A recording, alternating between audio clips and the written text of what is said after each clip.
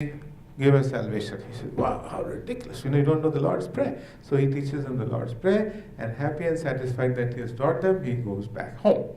Next year, he says, those three guys are very nice and simple. Let me see how they are doing, whether they remember what I talked to them. So as he approaches the island, he sees these three guys running on the water. And they said, hey, what do you want? He says, hey, we forgot the prayer. Will you please teach us?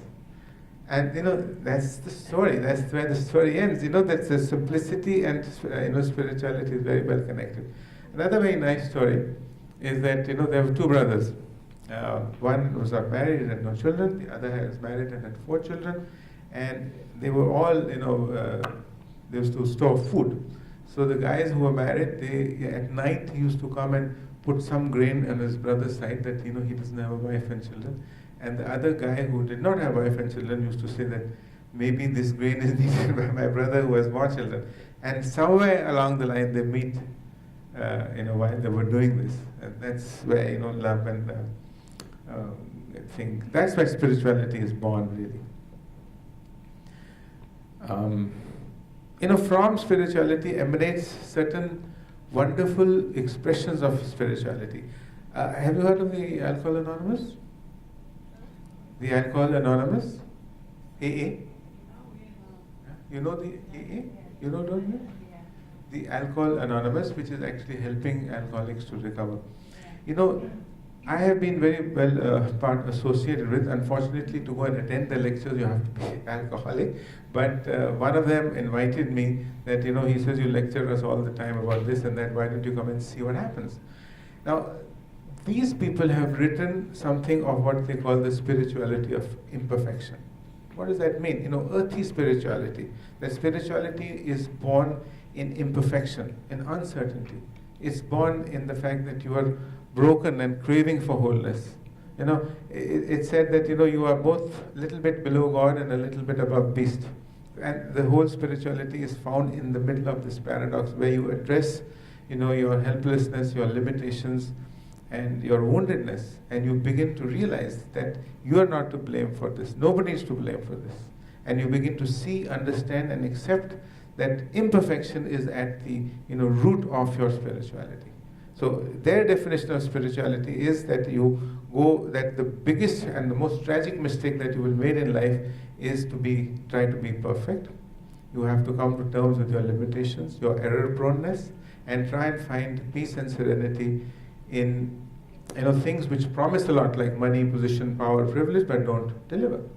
So in this foundation of imperfection, you realize joy, you realize peace, serenity. In this foundation, you realize true thinking, true talking, no self-deception, and no denial. And that is the real core of spirituality. And it was so wonderful to understand that spirituality is more concerned here with earthly concerns than heavenly aspirations. So they have postulated about 5 or 6 tenets. And the first one is, but all these tenets are unique in the sense that you can't command them. They will come to you when you need them, provided you are available to them. Here lies the paradox again. They will be given to you when you are available to them. So again we come to the paradox that you cannot command the realities that you crave for. The first of these is release. Release from what? Release from, once some activities which were empowering, which are not empowering today. Release from possessions. Release from the need for certainty. Release from all the possessive behaviors that you do. And there's a very nice story on release again, which is not a story on faith. Say, John Smith fell from the Grand Canyon. He's falling down and he looks up and says, God help me. And suddenly, a tree branch comes on the way. He hangs on it for dear life. He's very happy when he looks down. There's another 5,000 feet down. He looks up again and says, God help me. And there's a voice from above which says, okay, my son, I'll help you. Let go of the branch. Release the branch. He says, well, if I release the branch, I'm certainly going to die. So he says, my son, I am telling you. So he looks around very disgruntled. He says, well, I think you got it wrong this time. And the voice from top continues to say, let go, release of the branch. So this guy, shakes his head in dismay, looks up in another direction and says, Excuse me, is anybody else up there? You know, this is not a story of faith. This is a story of release. You know, these stories that I'm telling you, I want you to go over them again, and you will realize new realities, emanating from these wonderful stories. So the first is release. And there's another story about release which I remember. You know, it also tells about that you cannot order your spirituality. It's like a guy who was concerned that there shouldn't be a bomb or a terrorist bomb on a plane. So he does everything possible, changes his flight schedule, does this, does that, does that. In the end, the bomb bursts and there he's falling down. And he's calling, God help me. And suddenly a hand comes in and St. Francis, help me. So hands come, picks him up and says, which St. Francis are you talking about? So these stories are so real that they give you the impact. The second one is gratitude, and gratitude is not something that is gratitude. So that means what I meant to say is that release, when it is given to you, you have to accept it like a gift. So gratitude really does not mean gratitude. It means that you have to realize the gratitude of the life that you have been given. The next is humility and tolerance. Humility and tolerance follows from the fact that once you realize that you are an imperfect human being, you will begin to accept the imperfection of others. So you will be humble, and humble is not a groveling type of humility. It's a humility which understands who you are and why you are. In fact, a lot of people who are with power and privilege, they pretend to be humble. So one of these guys, the Alcohol Anonymous guy, said, do not be so humble, after all you're not all that great. And anyway, so tolerance, finally forgiveness, and in the end being at home with yourself. So if you look at all these tenets, they cover the entire gamut of human experience again. Release, gratitude, humility, tolerance, forgiveness, and being at home with yourself. Being at home with yourself means that there is nothing to hide. It's not that being at home means that what you have is what you lack.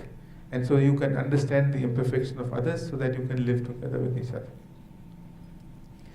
So I wanted to now, some of the practical aspects of, putting this together. Are you guys aware of the chakra system? Everybody? Okay. So a little bit of what chakras are. Actually, chakras are a reflection of our astral and universal energy, and they are represented in the body as non-physical but functioning energy centers which balance, coordinate and distribute energy through revolving vortices called chakras. Chakra really means a revolving wheel, okay? And they are aligned along our nerve plexuses, and they correspond to a lot of the organs in our body, and they are also metaphysically linked with a lot of physical, psychological and emotional life issues. Now, it sometimes feels difficult to believe this, but when I tell you that there is an anatomical version of it, let me just explain to you. In our body we have the spinal cord. In this yogic philosophy, there is a nadi. Nadi means actually a river of energy, a flow of energy, and that is called the Shushumna Nadi. It corresponds exactly to our spinal cord. On both sides of our spinal cord, there are two channels running. One is the autonomic nervous system, which runs without any command or control. It takes care of all the automatic functions in our body. And one limb of that is which gets activated during times of stress, and the other which comes down when you relax. Now, in our yogic philosophy, and again, it's a non-physical thing. There are two nadis called the Ida Nadi, which goes in, and the Pingala Nadi. So that means really they are there. In our body, there are 6 areas where there are nerve plexuses located exactly in these points where these chakras are. One is in the urogenital plexus, one is the sacral plexus, then is the heart plexus. All these plexuses really exist. These are local governing bodies. Of course, the head office is the brain, but they are local nerve complexes which control the local functioning. Now, just have a look at this chart here. There are 7 chakras, starting from the root chakra, which is between the anus and the genitals, and going up right onto the top. Each of them has a particular location in the form of the adrenal glands, as you notice, All these glands in our body are represented exactly over them, and there are certain life issues which they represent. For example, the root chakra is for your survival and your physical needs, emotional balance and sexuality, personal power and self-will, love and relationships, communication, self-expression, intuition, and all that. So what happens is that actually, they are chakras are archetypal depictions of human flourishing. That means what we have to do is that we go one by one, we go and address the needs and the life lessons from each. As we rise up, you can heal an illness like that. Like, let us say you are illness, somebody is going to work this out through our integral map. Through our integral map, we work out what your life issues are, and we give them, and each chakra actually has a yogic pose. It has a beach mantra, which you talk about. It has a particular negative and a positive archetype. It has an altar where you can use your meditation process. There are certain questions that you ask from it, and there are certain meditations related to it, and there are certain affirmations related to it. A little more detail, I'll just go on. Aage chalo. And each chakra actually represents. Ek minute वापस आना. These are certain difficult names. Would you like me to tell you these names? This is called the Mooladhara chakra, and each chakra has a bij mantra. This is Lam, Vam, Ram, Yam, Hum, and Om. So you can meditate on this even. That means you can take a deep breath in and exhale and say the word Vam, and imagine that you're sending energy into that location. One by one, and then your whole healing process starts from your base chakra as you go on. It's not a one-day job; it's a lifelong job that you have to carry on. This is again. Now, the other very interesting thing that I'll come to later is that the 7 chakra system is not something which has originated just from our Hindu philosophy. If in the West you see, the base chakra, which is for family ties, your survival needs, is related to baptism, communion, confirmation, marriage, confession, ordination. It's exactly the same thing. And the same thing goes with the Kabbalah and different, I'll show you some pictures of that in a bit. So have you seen all these, what I've written on the left side? Aage chalo. Then there are certain crystals and fragrances which we use to heal all these other things. Okay. This is again one of the same thing. Now I'm just going to focus on your root chakra because this is the base chakra where everything starts from, and this is the chakra where your Kundalini energy resides, that serpent power that we call.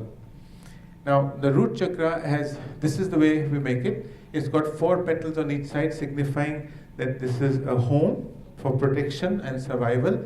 The inverted triangle tells us that you are rooted to Mother Earth. And there are 2 yogic postures which are related to it. I can show you. It's one of that. You go like that. Then you put here and touch your. There are about yoga. I'm not talking about hatha yoga because I know it's important, but it's not the it's not the mind part.